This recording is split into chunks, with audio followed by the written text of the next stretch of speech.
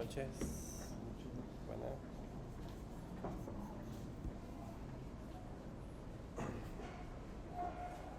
Bien, buenas noches a todos.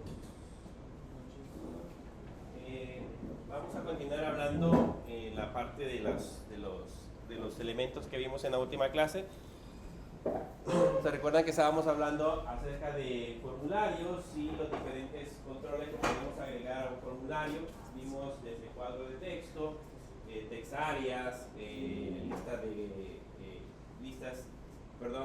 checkbox, radio button, y vimos varios elementos que conformaban en ese caso la parte del uso de formulario. Podemos utilizar varios tipos de elementos que pueden ser agregados directamente a cada uno de los formularios con los cuales nosotros trabajamos. Lo que tienen que recordar es que cada vez que vayan a agregar diversos elementos, diversos elementos de formulario, esos deben de estar encerrados dentro de la etiqueta form. Ese es el elemento con el cual empezamos a trabajar. De ahí en adelante, el resto pues nada más son las definiciones. Si se recuerdan, vimos en la parte de arriba, cuando empezamos a trabajar, vimos por acá el elemento que sería el for actions, el archivo que va a mandar a llamar o donde va a enviar en este caso las definiciones de variables y los diferentes métodos que utiliza para poder enviar esos datos. Vimos que había dos métodos, el método get y el método post. La diferencia entre uno y otro es que el método get envía la información a través de la URL, mientras que el método post lo envía de manera oculta, si lo queremos ver de esa forma.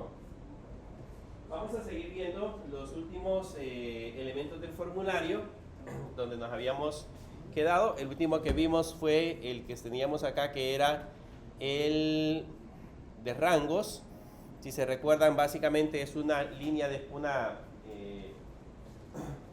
desplegable que ustedes pueden arrastrar para seleccionar rangos específicos. Ahora, para obtener el valor de ese rango, pues ya tendríamos que utilizar JavaScript, que eso lo vamos a ver más adelante. A través de JavaScript yo podría obtener el valor que seleccionó, o para el caso, al momento de enviarlo al lado del servidor, el nombre que le hemos puesto ahí, que sería puntuación, sería el nombre de la variable con el cual llega al lado del servidor con el valor que nosotros hayamos puesto. Bien, adicional a eso, adicional a los que ya vimos, hay otro control que también es bueno conocerlo. Voy a poner acá otro BR para hacer un salto de línea y vamos a colocar aquí de nuevo un label para el botón que se llame buscar y le vamos a poner como texto búsqueda. Le vamos a poner como texto búsqueda. Y acá vamos a colocar siempre un input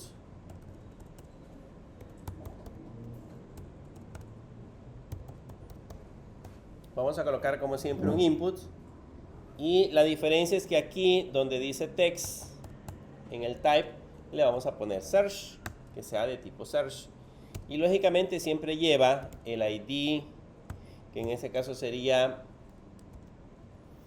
buscar, por ejemplo. Este es el nombre que le vamos a colocar.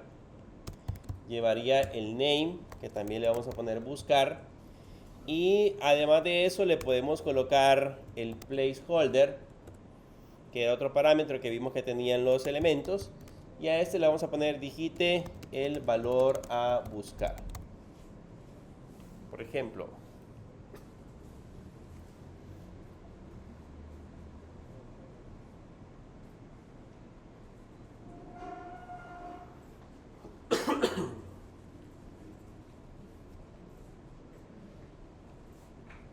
Entonces, para el caso, ese es también otro tipo de elemento HTML que me permite realizar, me permite dibujar ese elemento especial para, en este caso, realizar búsquedas. Si ahora lo vemos en el navegador,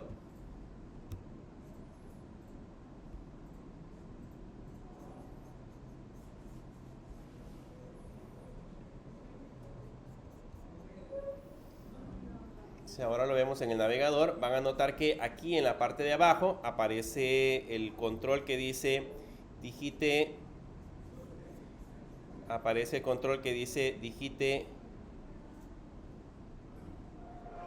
el valor a buscar, y adicional a eso, cuando yo le doy clic, puedo digitar un valor y le aparece una letra X, una X en la esquina.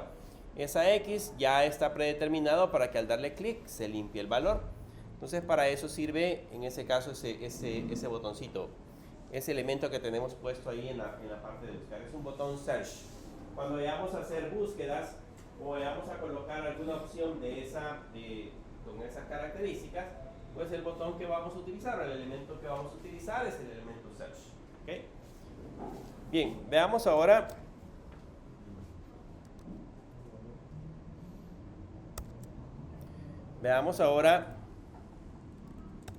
otro elemento.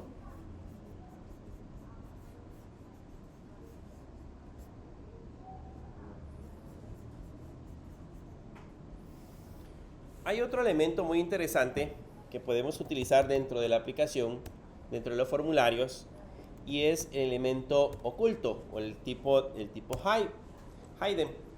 Ese elemento es un objeto especial dentro de los formularios que sirve para guardar, digamos, algún valor, pero que nosotros no queremos que el usuario pueda ver.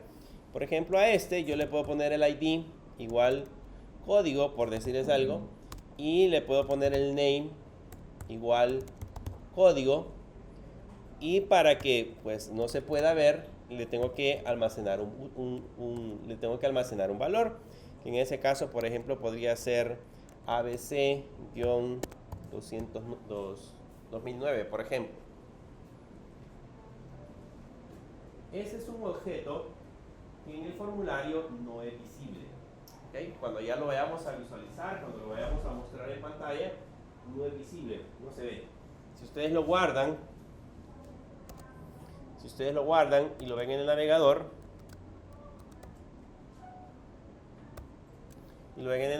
si no se dan cuenta, no aparece por ninguna parte. Entonces, no se ve en ninguna parte. Ese ABC que le colocamos, que era el código, no está visible. Sin embargo, si yo le doy clic derecho y le doy ver código fuente, por aquí sí me va a aparecer el campo, así me va a aparecer el tipo oculto. Pero, pues lógicamente no va a estar visible para cuando nosotros querramos mostrarlo en pantalla. Sin embargo, cuando enviemos los datos al lado del servidor, ese campo sí se va a visualizar. O sea, ese campo sí va a enviar un valor. Entonces se utiliza más que todo para ocultar datos. Para que digamos que el usuario que está viendo nuestro formulario no pueda ver esa información, pero que para nosotros de alguna forma es útil. Lo vamos a utilizar mucho cuando ya estemos trabajando con aplicaciones en el lado del servidor, cuando estemos trabajando el otro ciclo con PHP, ahí se van a dar cuenta de la utilidad que tiene este objeto, que es el objeto oculto. Pero por el momento solo sepan que en el formulario no se ve, está oculto, está invisible. Los ID son identificadores de todos los elementos que tenemos acá. Esta página web... sí tienen una utilidad. Pero digamos, tiene correcto. No, solamente tiene que ser único. El identificador tiene que ser único. Lo que pasa es de que, digamos, la estructura de la página, cuando nosotros empezamos a trabajar, la página empieza con HTML, luego empieza con un head, tenemos un meta, un title y tenemos un body. Entonces en el body está compuesto, por ejemplo, con un encabezado, con un formulario. El formulario está compuesto por labels, por input, para que dentro de todos estos elementos que tenemos dentro de la página web, yo pueda identificar cada uno de ellos, puedo utilizar el elemento ID. Entonces este elemento ID le estoy diciendo que este input que tenemos acá, dentro del código se llama nombre. Entonces, ¿para qué me va a servir? Cuando ya estemos trabajando con JavaScript o cuando estemos trabajando con CSS, por ejemplo, yo le voy a poder colocar formato específicamente a ese elemento. O lo puedo mandar a llamar desde JavaScript para poderlo manipular, porque yo sé que se llama nombre o le pusimos el valor de nombre. Entonces, esa es la manera en la que nosotros vamos a utilizar ese ID. Es un identificador. No puedo colocar dentro de la página, no puedo colocar otro ID que tenga nombre, ¿sí? Porque me deja mostrarlo, o sea, el formulario no le va a dar error, pero internamente dentro de la estructura pues no vamos a poder localizar los dos elementos, solamente podemos localizar uno de ellos. Y se podría sustituir una clase también. Las clases, ese es otro, ya lo vamos a ver más adelante, esas clases no son únicas. Yo puedo tener varios elementos con la misma clase, esa es la diferencia entre el identificador y la clase. Yo puedo poner varios elementos con el mismo nombre de clase. Entonces puedo agrupar elementos por clase, mientras que el ID es un identificador por cada elemento. Esa es la diferencia. Bien, ahora que ya tenemos el objeto oculto, veamos ahora la parte de los botones. Los botones se pueden dibujar de dos maneras. Puedo colocar un input.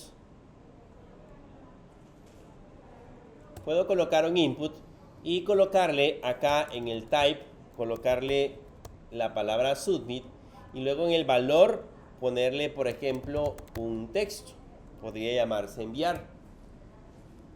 Y ahí lo que estoy haciendo es creando el botoncito justamente que va a tener ese título, va a tener el título de enviarlo. Ahora bien, ese valor de enviar o ese botón de enviar lo que va a hacer es mandar los datos al servidor. Esa es la funcionalidad que debe de tener. Pero también puedo crearme otro botón de tipo reset, que le puedo poner un valor y le puedo poner, por ejemplo, restablecer. Entonces tenemos un botoncito enviar y tenemos un botoncito restablecer. Son dos tipos de botones diferentes.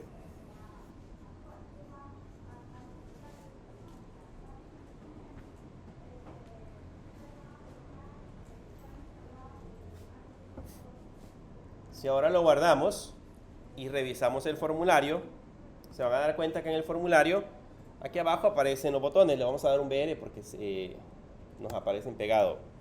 Vamos a poner un BR para que haga un salto de línea. Y ahora sí, ya nos aparecen los botones en la parte de abajo. Si observan, aquí en la parte de abajo dice enviar y restablecer.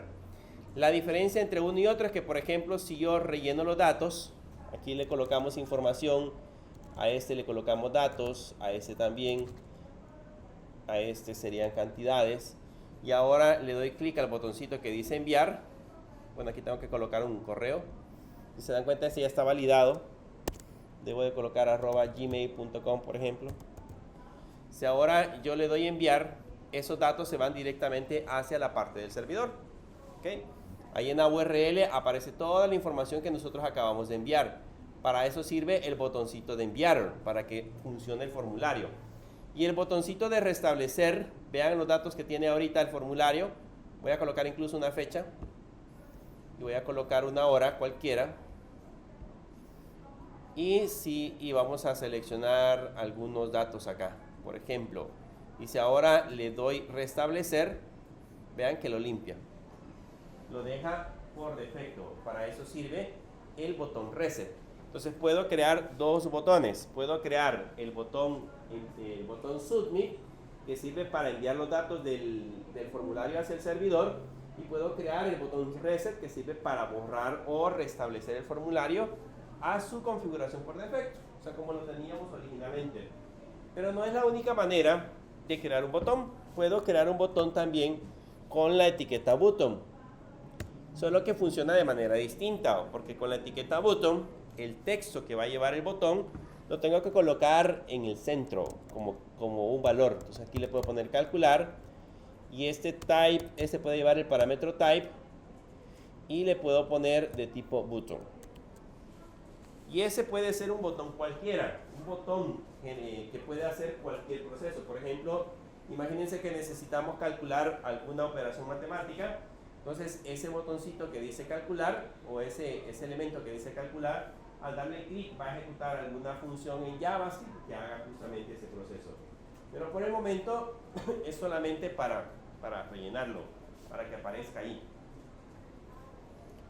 Si ahora lo guardamos y nos vamos al formulario, van a notar que aquí está calcular. Yo le puedo dar clic muchas veces y no hace nada. No hace nada porque pues no le he programado todavía absolutamente nada.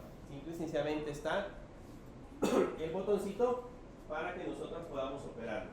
Lo vamos a estar utilizando muchísimo cuando ya estemos trabajando con JavaScript, porque pues con Java ya podemos hacer interactiva la página y podemos pedir información y que el sistema calcule ciertos datos o haga ciertas operaciones matemáticas, por ejemplo.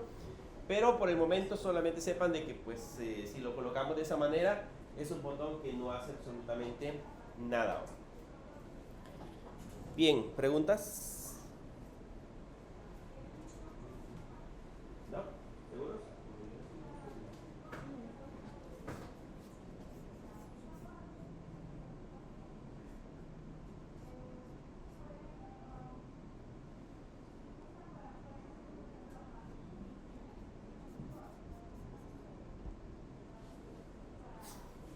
Bien, ya que vimos todos los elementos del formulario, ya vimos la mayoría de los que se encuentran dentro de los tipos más utilizados dentro de los formularios.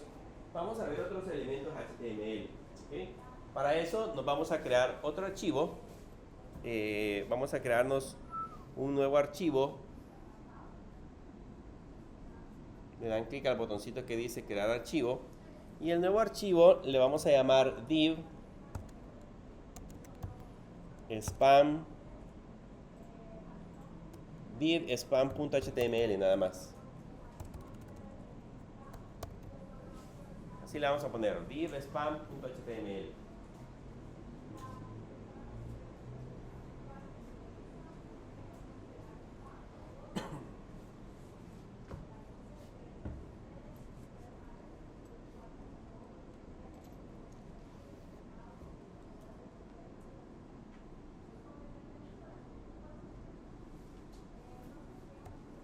Y le damos enter, generamos el código HTML y aquí en el título le vamos a poner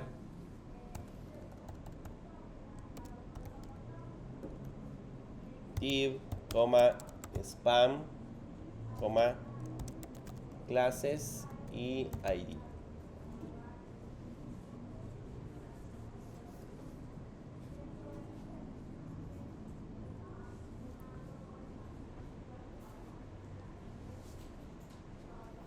Bien, el primer elemento que vamos a ver son los div.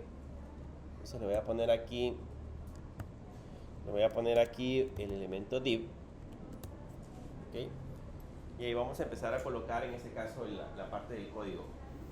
¿Qué son los div? Básicamente el div es una etiqueta como tal, una etiqueta HTML. Pero que si ustedes la guardan así como está, o sea, si la guardamos en ese momento y la vemos en el navegador, no muestra absolutamente nada. El div como tal, dentro del código HTML, es una caja. Es como una caja que nosotros colocamos y dentro de ella es como un contenedor. Y dentro de ese contenedor vamos a ir agregando más elementos. Sirve de alguna manera para que nosotros podamos agrupar ciertos datos, ¿okay? Podamos agrupar ciertos elementos. Por ejemplo, bueno, lo voy a guardar ahorita y van a ver que si yo lo guardo, le doy clic derecho y le doy Open with Div Server, no aparece nada, está completamente vacío, ¿okay? Porque el div es una caja vacía. Pero yo puedo agregar, por ejemplo, en la parte interna, puedo agregar un H1 y ponerle título 1. Y puedo agregar un elemento, un párrafo, y ponerle al párrafo un loren 30, por ejemplo.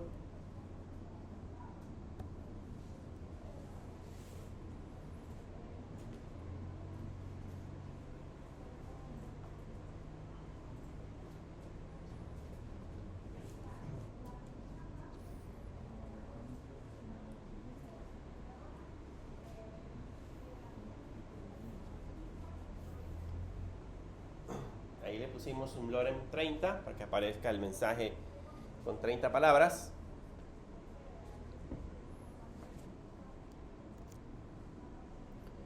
Y ahora si lo revisamos, si se dan cuenta, ese va a pasar a ser un contenedor. Ahí está el título 1 y aparece el texto en la parte de abajo.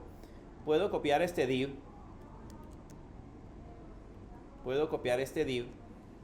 Como lo encontramos acá. Le doy Enter y copiamos ahora el mismo div que tenemos arriba, lo ponemos abajo y a este le ponemos título 2. Por ejemplo, al primero le colocamos título 1 y al segundo le colocamos título 2. Solo lo copiamos y lo pegamos.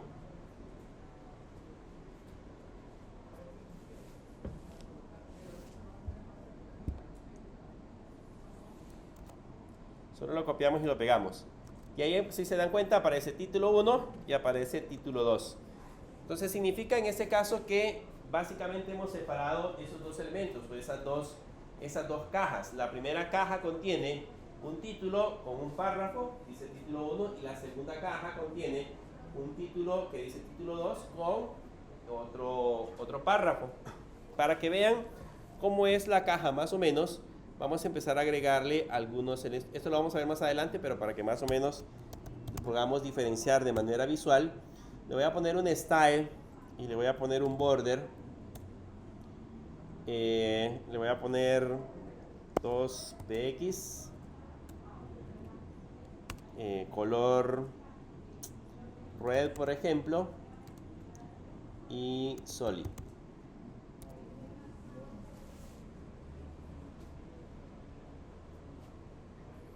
Ese es el primer div.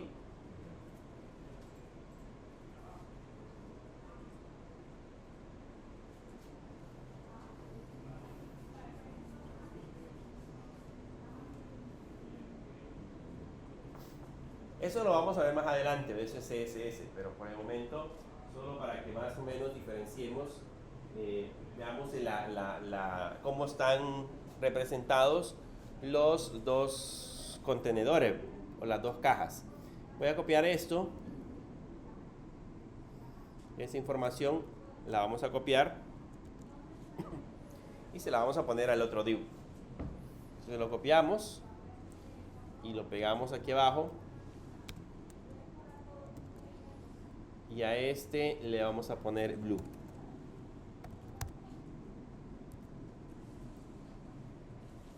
Y así quedarían los dos párrafos.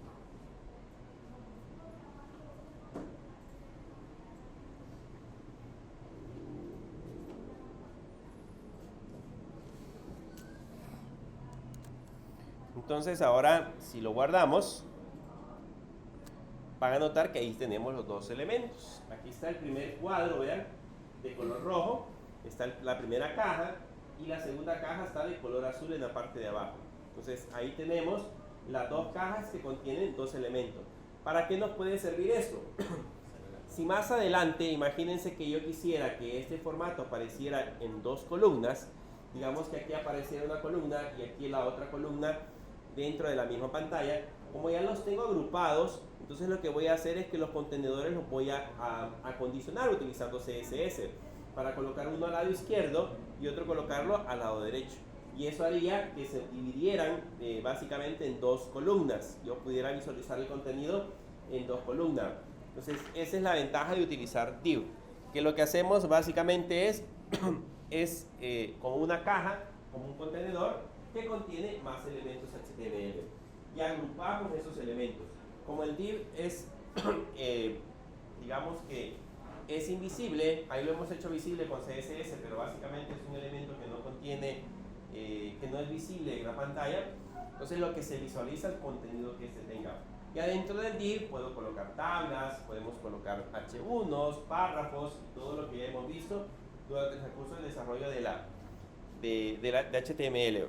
Para eso sirve, en ese caso, esos elementos. Lo que quiero que no olviden es cómo funcionan esos elementos div.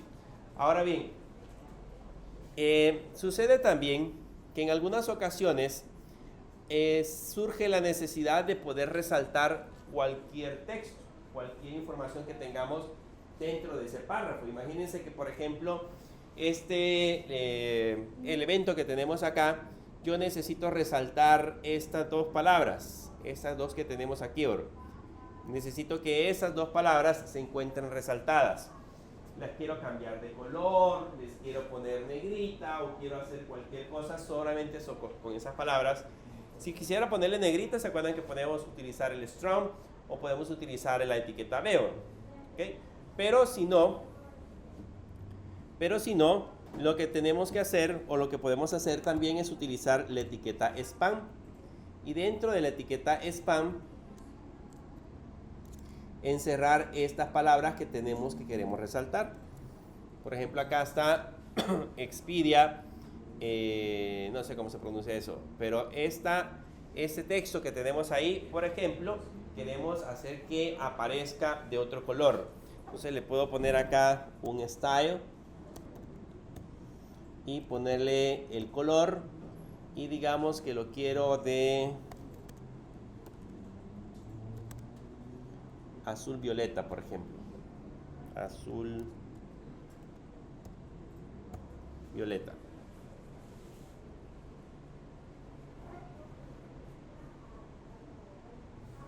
Entonces, si se dan cuenta, lo que hemos encerrado dentro de la etiqueta spam es el texto que queremos resaltar.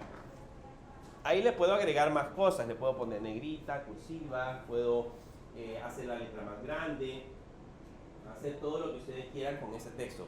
Pero la idea es que ese texto es el que quiero, en ese caso, formatear de diferente forma.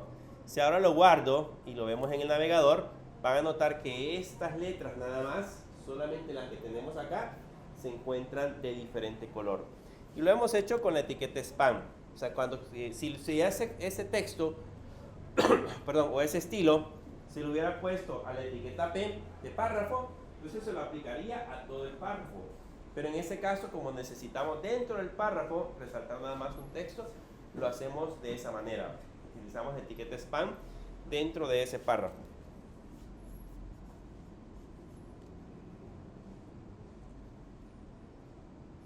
Aquí es bueno, por ejemplo, resaltar que, por ejemplo, su compañero mencionaba cuál es la diferencia entre los IDE y los class. Yo puedo colocar acá, por ejemplo, a este elemento que tenemos aquí, le puedo colocar una propiedad que se llama class y decirle, por ejemplo, que este se llame contenedor, por decirles algo. Y este otro elemento que tengo acá, le puedo poner la etiqueta class y a ese le puedo poner contenedor. La etiqueta class viene traducido de clase, sirve para agrupar elementos. Eso significa de que, digamos, que este contenedor de arriba con ese contenedor de abajo pertenecen al mismo grupo o pertenecen a la misma clase. Con eso, ya más adelante, utilizando CSS, yo puedo aplicar formatos a los dos párrafos automáticamente. O sea, le puedo poner el mismo formato a los elementos de arriba y el mismo formato a los elementos de abajo. Y no tengo que estar especificando formatos para cada uno de ellos. Para eso sirven las clases, sirven para que podamos agrupar o podamos categorizar, digamos, diversos elementos con diferentes datos. Y el ID, como les había mencionado, sirve para que nosotros podamos colocar identificadores a las etiquetas. Este, por ejemplo, podría ser el título 1 y este de acá abajo podría ser, por ejemplo, el título 2. Los títulos, en este caso los nombres, no deben de llevar espacios, pues normalmente por regla general los utilizamos en minúsculas. Lo mismo que las clases, yo no puedo colocar dentro de la clase, no puedo poner el contenedor principal, por ejemplo, con espacios, sino que debo de utilizar algún carácter de separación para que funcione de alguna manera. Entonces los títulos, los ID también deben de ser colocados de esa manera. Y acá dentro de la clase, la ventaja que tenemos es que yo puedo agregar más clases. Por ejemplo, este se puede llamar contenedor, por ejemplo, y ponerle otra clase que, digamos, se llame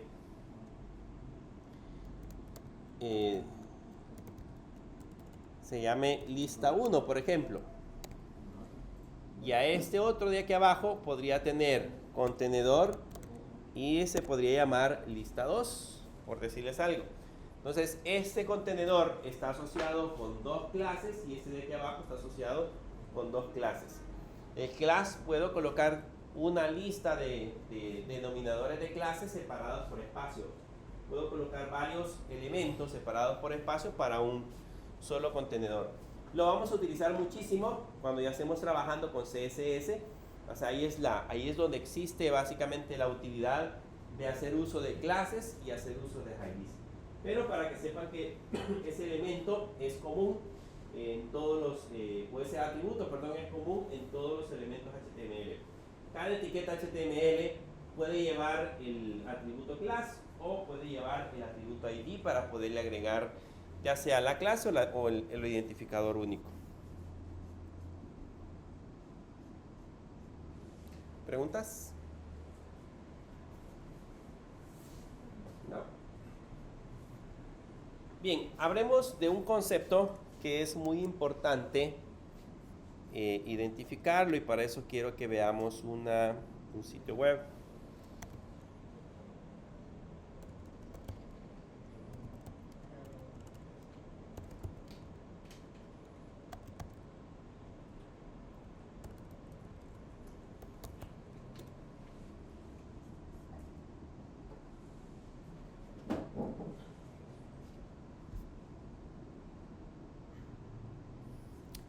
Para hacer ese ejercicio de elementos, de dos elementos, nos vamos a crear otro archivo. A este nuevo archivo le vamos a poner block inline.html.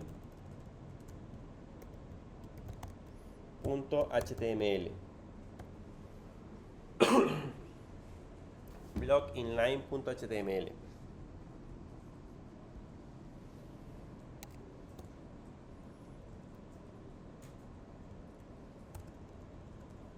Y aquí le vamos a poner elementos en bloque y en línea. Ese es el concepto.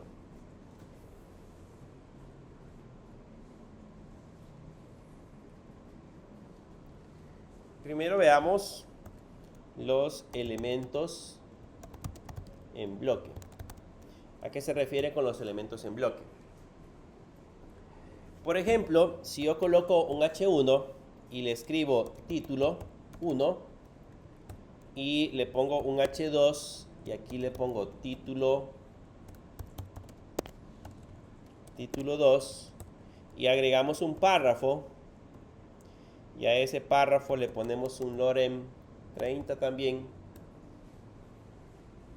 tenemos 1, 2, 3 elementos. El título 1, el título 2 y el párrafo.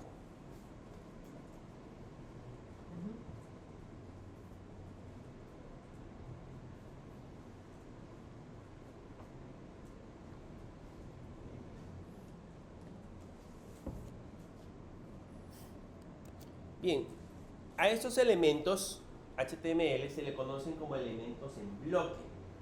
Todos esos elementos son elementos en bloque. ¿Por qué son elementos en bloque? Si nosotros revisamos este sitio web en la página, van a notar que título 1 ocupa todo este espacio. Yo no lo puedo ver, o sea, no se ve, visualmente no se ve, pero es un bloque que ocupa todo el espacio desde la izquierda hasta la derecha. El título 2 lo mismo. En el caso del párrafo, ocupa todo el espacio de izquierda a derecha. Para que vean cómo se genera, en este caso, ese elemento en bloque, pongámosles estilos. Le voy a poner a este un style y le vamos a poner un border.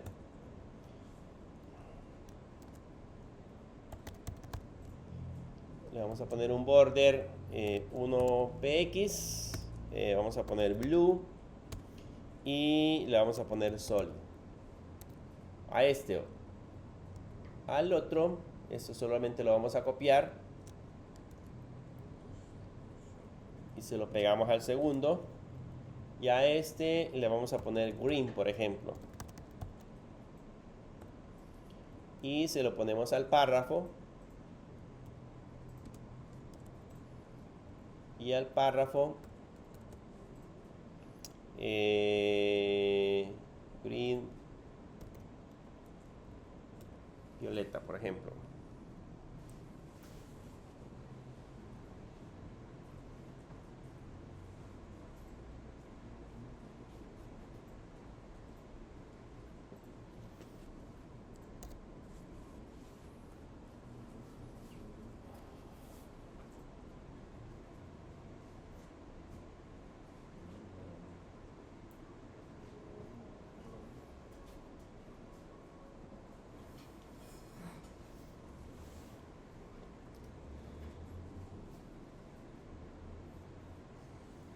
Bien, a esos elementos se les llama elementos en bloque porque básicamente, como les decía, ocupan todo el espacio que tiene en ese caso el contenedor o la página principal o el navegador.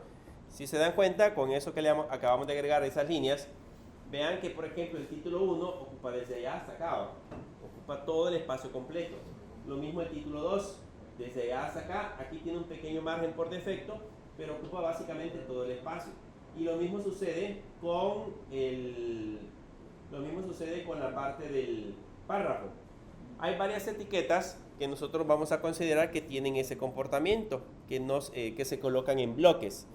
Y estas yo se las voy a colocar más adelante en la plataforma. Hay un artículo que se llama block, HTML Block Inline Elements, y empieza por ejemplo con los bloques. Aquí da ejemplo de párrafos, y todas esas etiquetas que ustedes ven acá en esta lista son etiquetas en bloque.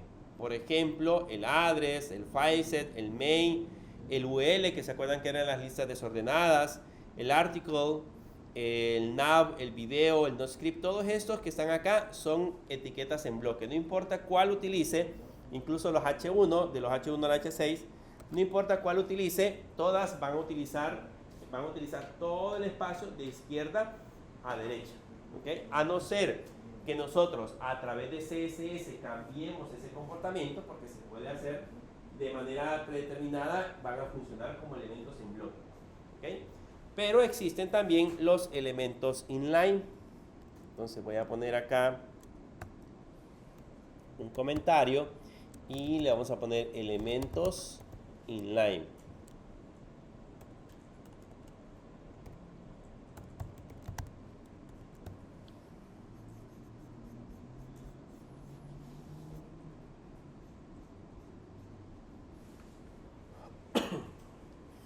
Vamos a poner los elementos inline. Por ejemplo, ¿cuál es la etiqueta para colocar un hipervínculo? La vimos en la clase pasada. HRF. ¿Etiqueta para un hipervínculo? Esa puede venir en el examen de la tercera. Para que tengan idea. Etiqueta con el hipervínculo. ¿Cuál? Href es el atributo, pero la etiqueta, ¿cómo se llama? Que no se les olvide, la etiqueta se llama A. Y esa tiene un atributo, href. ¿Okay? Pero la etiqueta es A. Y ahí tiene el atributo. Entonces aquí le voy a poner, por el momento le voy a poner un numeral, no le voy a poner el hipervínculo. Y acá le colocamos link 1, por ejemplo. Esta etiqueta es una etiqueta de tipo inline. Ya van a notar por qué. En este caso yo le puedo poner aquí link 2. Incluso podemos agregar un link 3. Vean que hemos colocado 3 etiquetas. Si lo hubiera hecho con párrafos, serían, digamos, link 1 en una línea, link 2 en otra línea, link 3 en otra línea. ¿Okay? Así debería de comportarse. Pero como estamos utilizando etiquetas en línea o etiquetas inline, el comportamiento cambia. En este caso, el comportamiento por defecto de estos elementos es que se colocan en una sola línea. Si ahora revisamos la parte del navegador y nos venimos hacia esta parte, van a notar que el link 1, link 2 y link 3 están a la par. No están en la siguiente línea. Eso significa de que no están ocupando todo el bloque completo, no están ocupando todo el espacio de acá, sino que nada más ocupan el espacio del texto donde tenemos la palabra link 1, link 2 y link 3, pero no ocupa todo el espacio. Esas etiquetas se le conocen como etiquetas inline y hay varias etiquetas que funcionan de esa manera. Aquí está el ejemplo y aquí están todas estas etiquetas que ustedes ven acá. Si se dan cuenta, hace rato utilizamos el span. Aquí está el span, vean. Este span es un elemento en línea. El strong, el map, el bar, el ttd, el time, el text area. Todos esos elementos son elementos inline, que van en una sola línea, ¿ok? Incluso por acá vamos a encontrar el label, hemos estado utilizando el label y todos esos elementos. Entonces, para eso funciona, o así es como funciona, en este caso, esos elementos. Pongámosle un style, vamos a copiarnos esto de acá.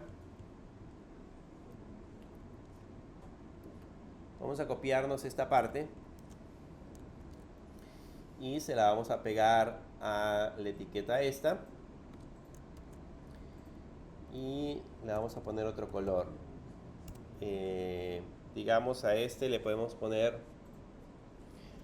red, por ejemplo. A este otro le podemos poner yellow.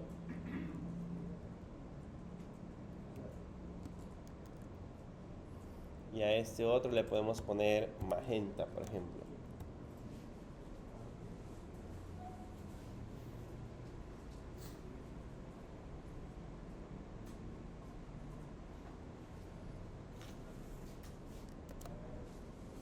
Le colocamos 3 colores diferentes: yellow, red y magenta.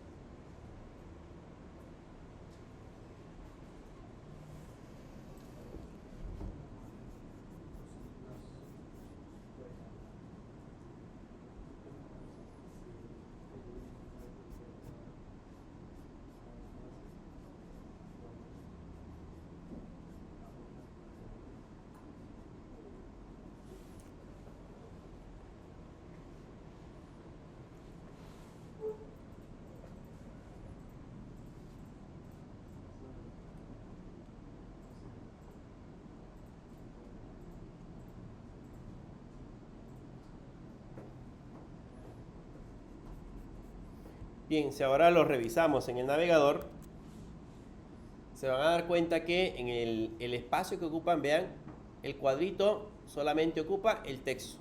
Ahí está el cuadrito que indica el espacio que están ocupando. Entonces, esos son elementos inline.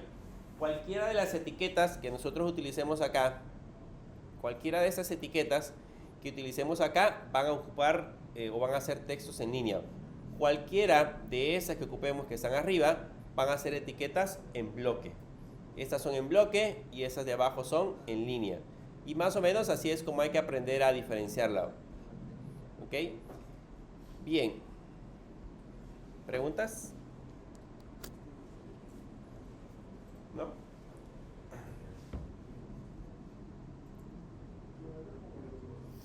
Veamos ahora.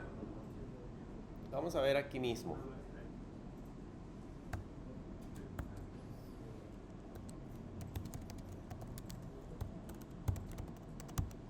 Uso de entidades. Las entidades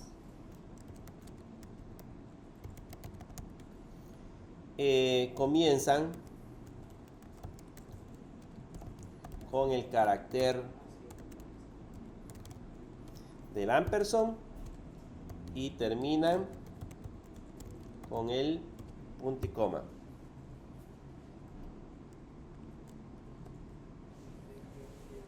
Las entidades comienzan con el carácter de ampersand y terminan con el punto y coma.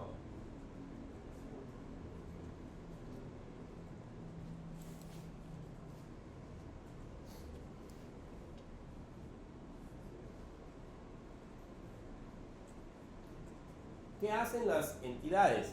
Básicamente las entidades son para colocar caracteres especiales, ¿okay? Caracteres muy especiales. Por ejemplo, puedo colocar aquí un párrafo y a ese párrafo colocarle un lorem. A ese párrafo colocarle un lorem. E imagínense que, por ejemplo, esta palabra que dice explicado, esa palabra que está puesta ahí, la quisiera colocar entre signos de mayor y menor. Si yo lo dejo de esa manera, pues básicamente digamos que el navegador va a entender que eso que estamos colocando es una etiqueta. ¿Okay? Eso es una etiqueta. Entonces, para evitar el confundir al navegador con ese carácter especial, porque ese para nosotros es la apertura y el cierre de una etiqueta, podemos utilizar en este caso entidades. Las entidades dice que comienza con el carácter de ampersand, entonces le ponemos el carácter de ampersand. Y luego, por ejemplo, si quiero colocar el signo de menor que, le agrego la palabra LT y punto y coma. Esa es una entidad. Estos elementos que tenemos acá, básicamente es una entidad. ¿Qué hace ese carácter? Ya al navegador le dice que en esa posición va a colocar el signo de mayor que, el signo de menor que. Si quiero agregar ahora el signo de mayor que, entonces aquí le coloco el ampersand, le colocamos GT, punto y coma, y ahí agrega el signo de mayor que. Entonces, esas son entidades. ¿Okay? Son para colocar caracteres muy específicos, caracteres caracteres que nosotros queremos que nos muestre el navegador, pero que normalmente no se muestran de manera habitual. Entonces, por ejemplo, acá, si lo guardamos, van a notar que este texto aparece como mayor y menor. ¿Okay? Ya aparece separado, ya aparece con ese carácter. Imagínense que yo quisiera dar espacios acá. Por ejemplo, en esta parte de acá, quisiera que esto apareciera separado. Vean, si yo le doy espacios acá, si yo le doy espacios con la barra espaciadora y lo guardo, en el párrafo no se refleja. En el párrafo no se ven los espacios. Entonces, para agregar espacios, tengo que utilizar una entidad. Entonces, para eso utilizamos la entidad ampersand nbsp punto y coma. Y esa entidad representa un espacio. ¿Okay? Esto lo puedo copiar varias veces. Por ejemplo, ahí lo he copiado 5 veces. Y eso representa que ahí hemos agregado 5 espacios. ¿Okay? Esa entidad representa un espacio en blanco. Entonces ahí hemos agregado espacios. Lo que le dice al navegador que cuando encuentre esos caracteres le aparezcan separados los textos. Aparezcan separada la información. Si ahora lo guardo y lo revisamos, vean que aquí ya aparece el espacio. Allí aparece el espacio. Y ahora sí ya está separado a comparación de como nosotros lo habíamos hecho anteriormente. Ahora, ¿cómo me aprendo todas esas entidades? Porque alguien me va a decir, mire, y se me pregunta cuál es la entidad del espacio en un examen, o me dice que coloque espacios en un examen, ¿cómo me lo voy a aprender? Porque son un montón. No necesariamente se los tienen que aprender.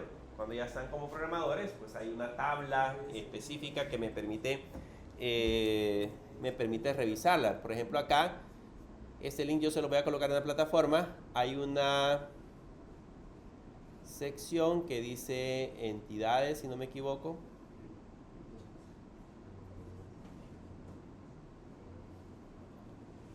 Aquí está, HTML Entity. Si le damos clic ahí, van a notar que aquí aparecen todos esos caracteres. Vean, el signo de el espacio. Aquí aparece el espacio, el signo de menor que, el signo de mayor que, el ampersand, las comillas dobles, las comillas simples, este que es el signo, ¿alguien conoce este símbolo? Aquí dice que es centavo, pero a alguien se le hace familiar. Yo creo que ese no tiene ni idea. Nunca se ha hecho familiar. ¿Él? El Colombo. Ah, pues sí, lo conoce. La moneda nacional que existía antes del dólar aquí en El Salvador era el signo de Colón.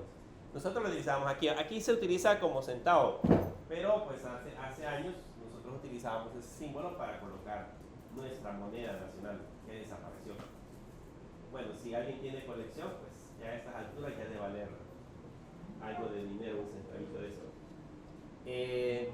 Bien, para eso sirven en ese caso la parte de las entidades, para agregar este tipo de elemento. ¿Dudas? ¿Dudas? ¿No?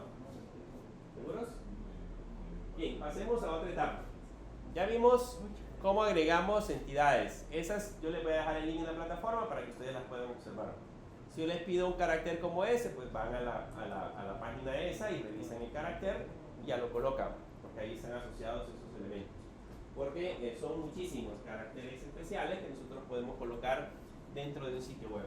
Las tildes, por ejemplo, les mencionaba la vez pasada, si yo quiero colocar una tilde, se hace a través de entidades. Hay una entidad para colocar las tildes. Aunque nosotros las podemos tildar, ya hoy se puede hacer así, pero antes las tildes, la ñ, por ejemplo, se hacía de una manera diferente. Bien, veamos ahora, hablemos un poco de multimedia. Vamos a crearnos aquí una carpeta. Y a esta carpeta le vamos a poner multimedia.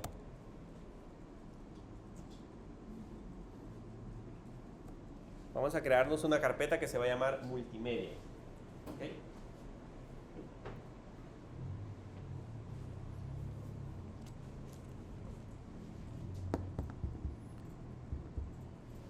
Ahora que ya tenemos esa carpeta, nos vamos a ir a el navegador y vamos a entrar a la página que visitamos la semana pasada, que era Pixabay. ¿Se acuerdan de esa página que vimos la semana pasada?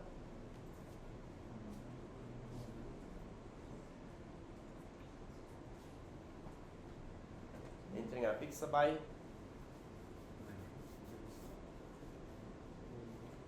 y se van a ir a la sección que dice efectos de sonido.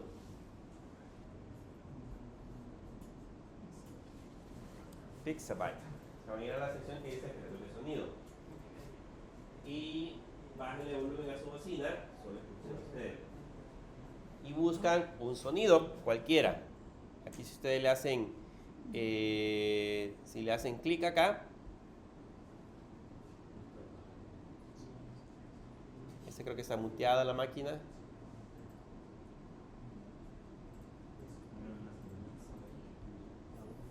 Si le hacen clic, ahí suena. Entonces busquen algún sonido que les guste.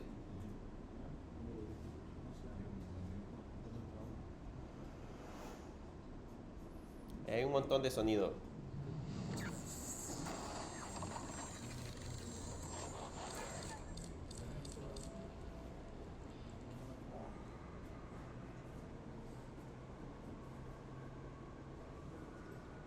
Cualquier sonido que les guste.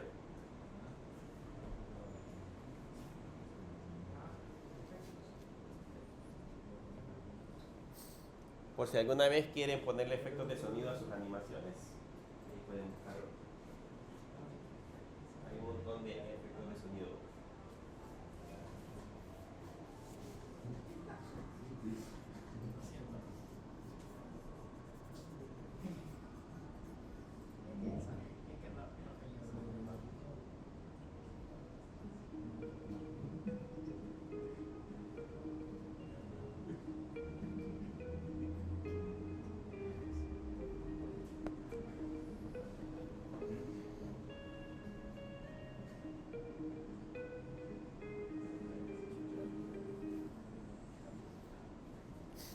Bien, cuando ya hayan encontrado el sonido que les gusta, le hacen clic al botoncito de descargar, que es el que aparece al lado derecho.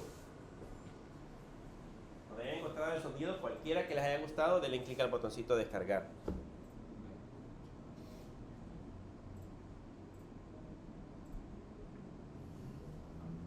Y se les va a descargar un archivo .mp3. ¿Okay? Cuando ya hayan descargado el sonido, regresan ahora a la página principal, le dan en Pixabay y ahora vamos a buscar un video. Aquí hay un montón de videos.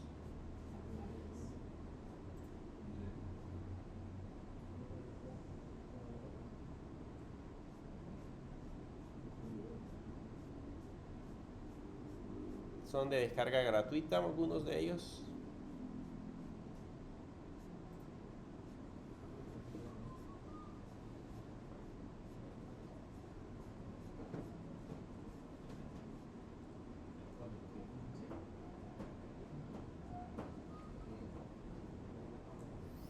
Cuando hayan encontrado el que les guste,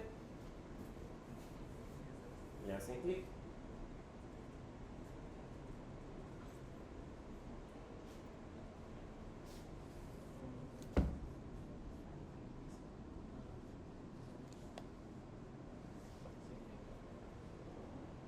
Le hacen clic a cualquiera que les guste y le hacen clic al botón descargar.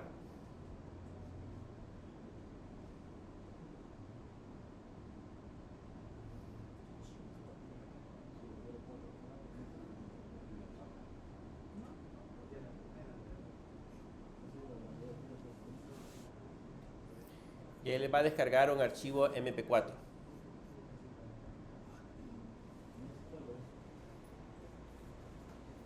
¿Ya tienen el sonido y el video?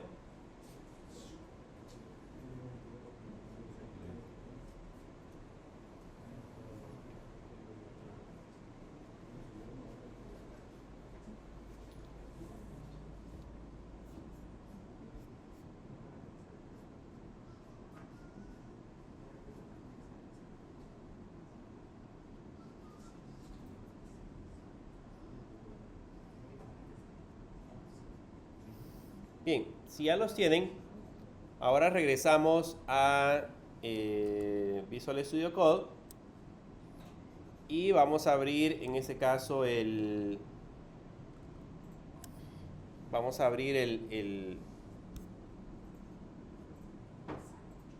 explorador de Windows, y así como lo hicimos en la clase pasada, vamos a tener habilitado aquí multimedia.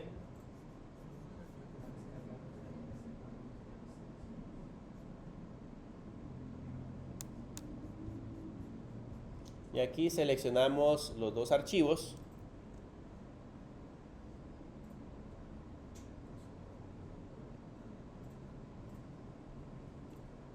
Y los movemos a multimedia.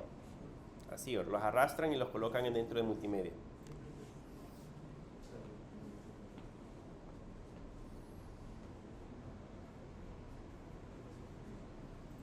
Cuando ya los tengan, con el explorador los seleccionan y los arrastran y los colocan encima de multimedia. Ya les tienen que aparecer los dos archivos en la carpeta multimedia.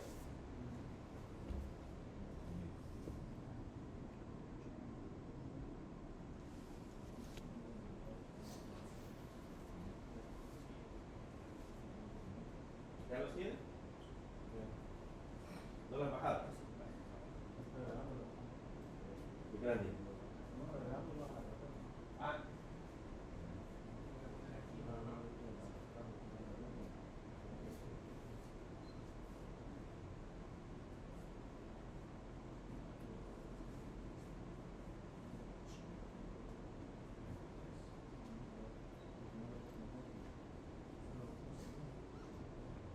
¿Ya los tienen?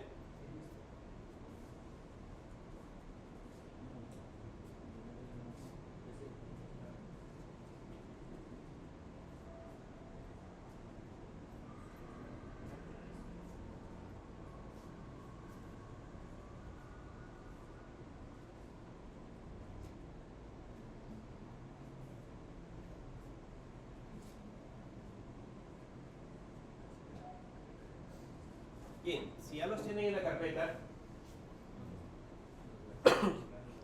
la carpeta, entonces ahora lo que vamos a hacer es darle clic derecho y los vamos a renombrar.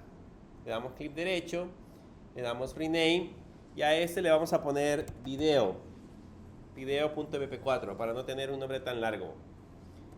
Y al otro le vamos a dar clic derecho y a este le vamos a poner sonido.mp3, video.mp4 y sonido.mp3.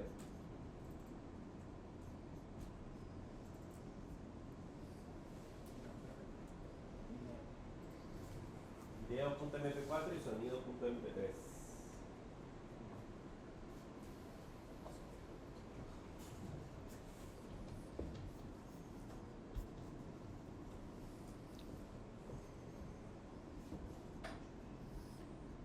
Bien, luego seleccionan Blocking Line, vean que esté seleccionado este archivo, y nos vamos a crear uno nuevo. Le dan clic en nuevo y vamos a crear uno que se va a llamar multimedia.html. multimedia.html.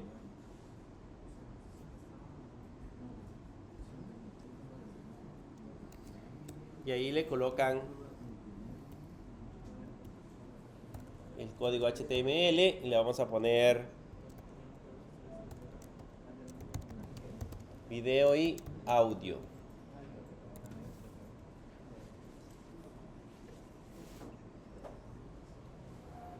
Video y audio.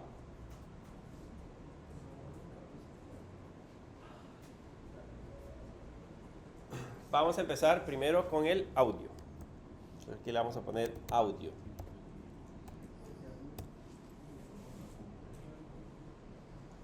Vamos a empezar con el audio.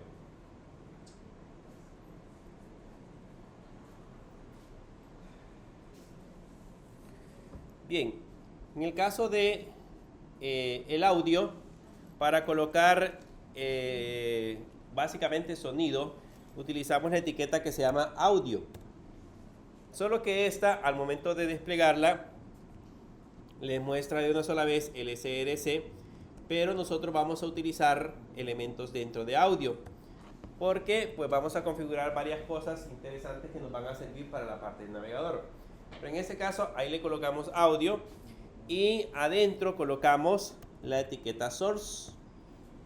La etiqueta source sí tiene el parámetro SRC. Y aquí, por ejemplo, como vamos a colocar en ese caso el audio, entonces le ponemos que dentro de la carpeta multimedia tenemos un archivo que se llama sonido.mp3. Y le vamos a agregar que ese sonido es de tipo audio diagonal MPEG.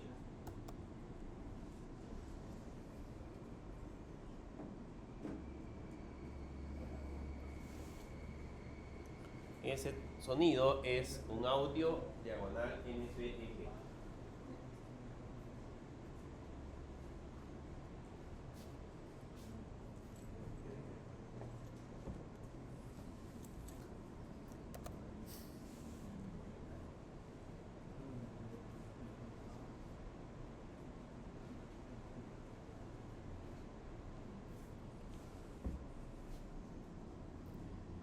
Y ya con eso ya lo podemos ver en el navegador. Le dan clic derecho y le dan Open with Lib Server. Y vean, si se dan cuenta, por el momento ahí está el sonido, pero no es visible. Todavía no se puede revisar. De hecho, el audio no se le puede dar play hasta que nosotros interactuemos con la página. Para que aparezca el sonido y los controles necesarios, le vamos a agregar aquí el parámetro, el atributo controls. A audio le agregamos el atributo controls, lo guardan y ahora vuelven a regresar al navegador y me dicen si aparece.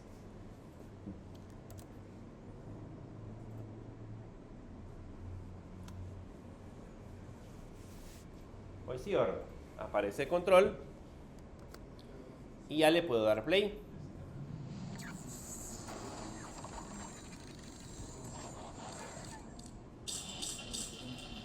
Y ya se reproduce, vean. Y la ventaja que tenemos es que ya el control nos proporciona control de volumen. Vean, desde aquí yo le puedo controlar el volumen. Nos proporciona la parte de la velocidad de reproducción. O sea, desde aquí puedo controlar la velocidad a la que se reproduce el sonido y sin necesidad de haber descargado. ¿Vean?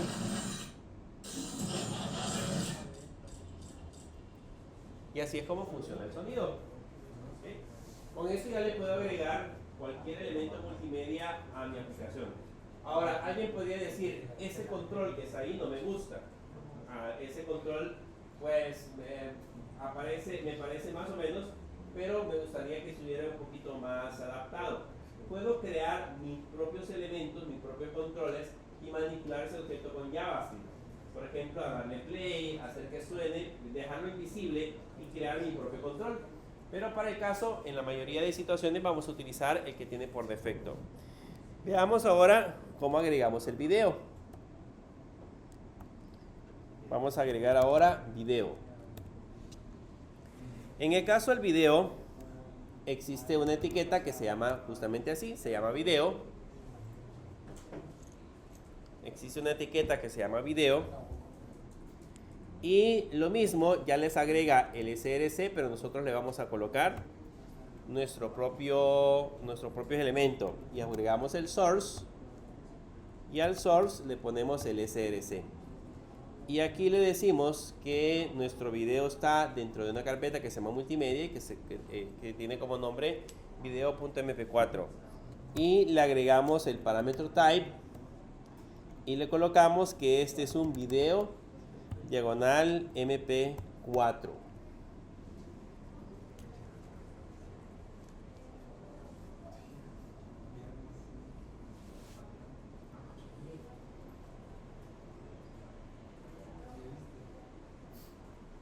Diagonal.mp4.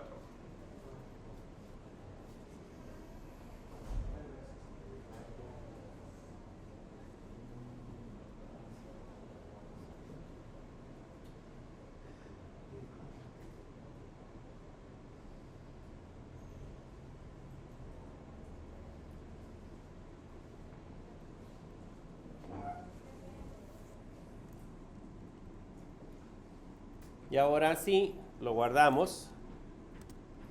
Y vean, ahí está el video. Solo que, si se dan cuenta, aparece el video, pero no aparecen los botones para colocarle play, o sea, para poderlo reproducir. Para eso tengo que agregarle a video, tengo que agregarle el parámetro controls. Le agregamos el parámetro controls a la parte del video. Agregamos el parámetro controls. Y eso va a hacer que ya se muestre el control. Vean, ya aparece play. Ahora ya le puedo dar clic y ya se empieza a reproducir. Y la ventaja que este ya tiene controles para, por ejemplo, controlar el sonido, para controlar incluso la parte de la velocidad, para descargarlo e incluso para verlo en pantalla completa. Vean, ahí lo puedo ver en pantalla completa. Entonces ya tiene control para verlo en pantalla completa. Y tiene soporte incluso para verlo en mini pantalla, que eso es pantalla en pantalla se llama. Vean cómo aparece pantalla en pantalla. Aparece aquí chiquitito. Y esa ventanita yo la puedo desplazar para cualquier parte. Me puedo ir a otra pestaña y el video se sigue desplegando. ¿Ya habían hecho eso en YouTube? Chrome ya lo soporta. Soporta que ustedes tengan un video reproduciéndose y colocar la ventanita así. Creo que Netflix no lo soporta. Creo, no he revisado, pero YouTube sí lo soporta. Entonces en YouTube ustedes pueden abrir su navegador, colocar este efecto, tienen abierto el video y pueden estar trabajando. ¿Okay? Pero eso ya lo trae el soporte de MP5. Entonces aquí ustedes regresan a esa parte de acá y ya lo pueden ver completo. A ese video, como está demasiado grande, le podemos colocar tamaño. Por ejemplo, le puedo colocar el parámetro wide y decirle que me lo muestre de 320 de ancho por un alto de 240, por ejemplo. Porque está muy ancho. Ocupa demasiado espacio en la pantalla. Entonces le puedo poner en ese caso esos elementos. Ponemos el ancho y el alto.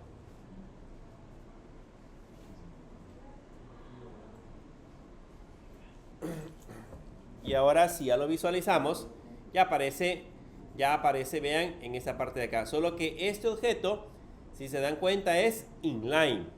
¿Okay? Este no es de tipo block. Tanto el audio como este elemento son de tipo inline. Entonces, para que se pase a la siguiente línea, tengo que agregarle aquí un BR. Aquí le ponemos un BR. Y ahora sí, ya puedo tener en este caso el video. O sea que ya me podría crear una página donde tenga un catálogo de videos o un catálogo de sonidos. Un catálogo de sonidos que quiero que el usuario pueda visualizar de la misma forma como teníamos la página que acabamos de visitar, ya puedo hacerlo. Puedo colocar aquí varios videos sobre la pantalla y que estos se empiecen a reproducir al momento que le hagan clic. Por ejemplo, acá, este ya lo pueden previsualizar. Vean, ya aparece el video automáticamente ejecutándose y tiene los controles que nosotros podemos utilizar para modificar el comportamiento que tiene el mismo. Entonces, así es como funciona en ese caso el audio y video. Ahora, solo hay un pequeño detalle que debemos de considerar. Hay situaciones en las que ciertos navegadores no lo soportan. Por ejemplo, no soportan el MP3. El MP3 es el sonido más común, creo yo, que podemos utilizar.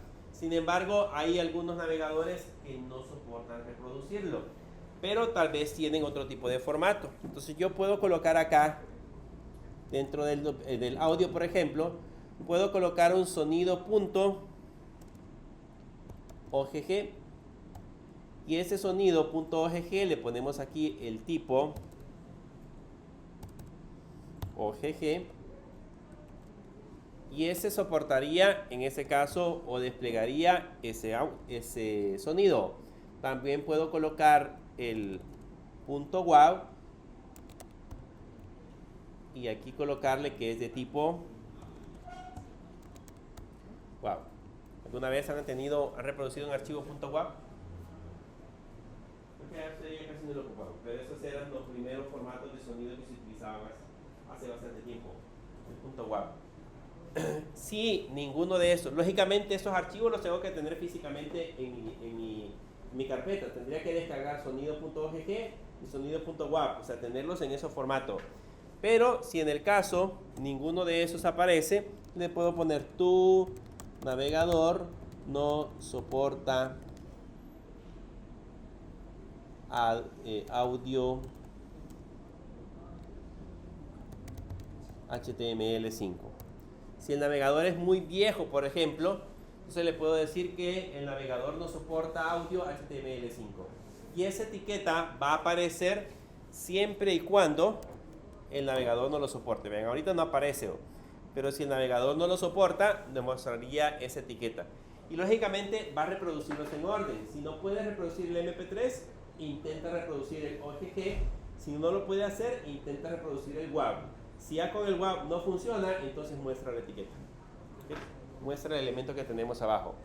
Y lo mismo podemos hacer con la parte del video. Los formatos soportados son el MP4, está el WebM,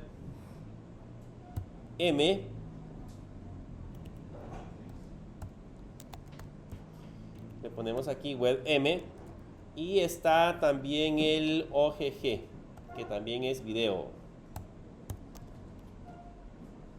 Le tenemos que poner video OGG. Y si ninguno de esos lo soporta, entonces le podemos colocar tu navegador no soporta video HTML5. O sea, se lo colocamos a ambos lados.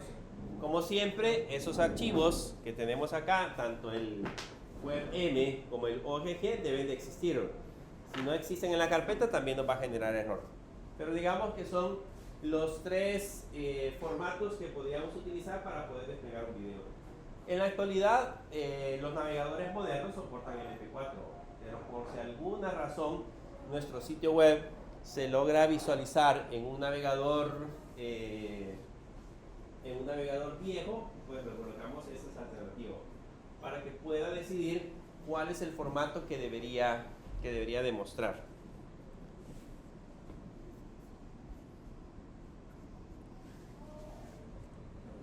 ¿Preguntas?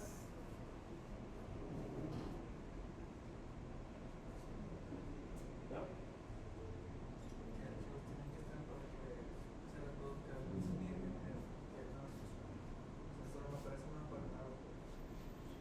¿No le reproduce el sonido?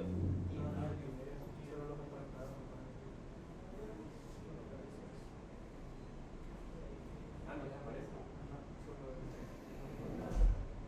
Ya lo guardo en la carpeta.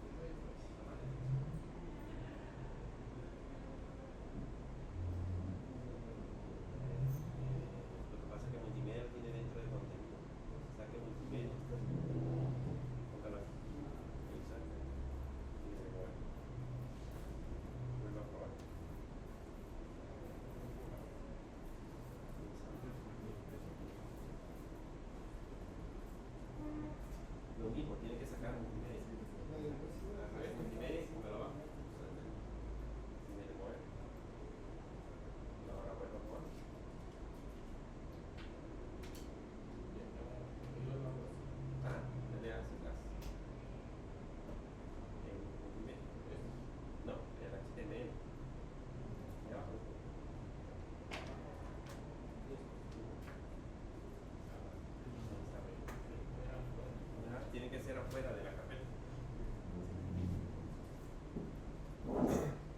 Bien. Eso sería todo. Vamos a continuar en la otra clase viendo los otros elementos.